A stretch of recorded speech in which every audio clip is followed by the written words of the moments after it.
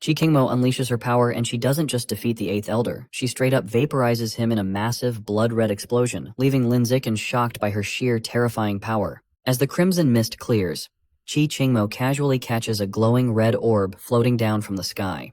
Lin Zichen's brain nearly short-circuits as he recognizes that distinct red glow. It is none other than a high-grade bloodbath pill. Without skipping a beat, she casually drops the freshly minted human-extracted pill right into her storage flask like it's no big deal. Watching her handle human-refined medicine so nonchalantly, Lin Zichen has a hilarious existential crisis.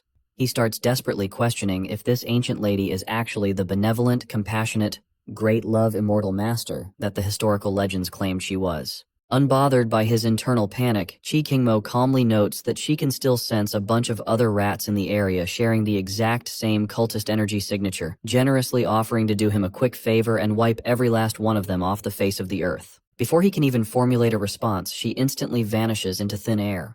Left standing alone in the rubble, Lin Zichen is so utterly awestruck by her broken abilities that he's ready to bow down and beg her to become his adoptive mother on the spot. He realizes that compared to her, the supposedly powerful deputy governor Ye Yongsheng is a total pushover. Who needs government backing when you can cling to the thigh of a literal immortal who turns her enemies into pocket-sized supplements? Once the rest of the hidden cultists on campus are thoroughly cleaned up, Lin Zichen heads back to the research lab to check on the group. He quickly brings Shen Qinghan, Mo Dongji, Liu Chuanwu, and Yu Yan up to speed, revealing the mind-blowing truth that the student council president's advisor, Zhou Xiaohui, was actually the 8th elder of the plant god cult, while hyping up the absolute cheat code level of strength their legendary pavilion master possesses. Back inside, Shen Qinghan is totally fangirling, completely amazed by how ridiculously strong their newly awakened boss is. As they walk into the living room, they find Qi Qingmo chilling on the couch. She casually lets them know that she's already exterminated every single cultist lurking around the campus, and promises that if Lin Zichen runs into any more of those freaks in the future, she'll happily liquidate them too.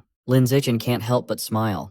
He realizes right then and there what having a real, top-tier powerhouse backer actually means.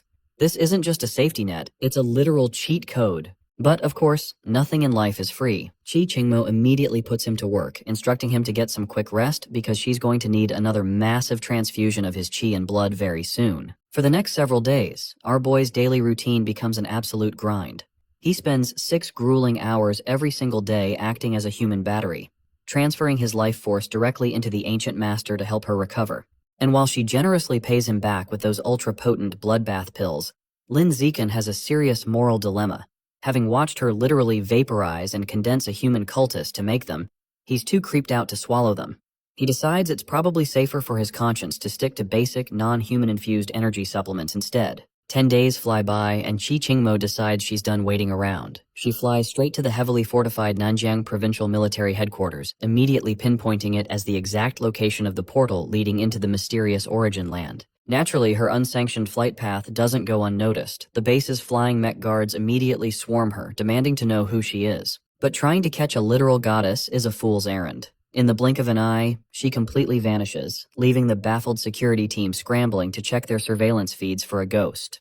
While the guards are losing their minds, Qi Qingmo has already bypassed security, slipping straight into the biological passage. She observes the pulsating, organic red walls of the portal, highly intrigued to find that the gateway is actually a living, breathing entity. Qi Qingmo has finally arrived in the mysterious origin land. As she floats high in the sky above City 36, she looks around, instantly impressed by the energy of this new place. She can feel that the air is filled with a unique, high-grade energy. It is so strong that it easily matches the pure spiritual qi from her own ancient era. Since the environment is so rich with energy, she realizes that the creatures living here must be incredibly powerful. To avoid any unnecessary trouble, she decides to keep a low profile and move forward carefully. However, staying hidden is difficult when you look like a powerful goddess floating in the sky. Soon, 2 flying guards from City 36 spot her, aggressively demanding to know how she got past security and ordering her to stop. Before the guards can even get close to her, Qi Qingmo vanishes into thin air. The confused guards quickly panic and report the mysterious intruder directly to the city lord. Within seconds, the entire city goes into high alert.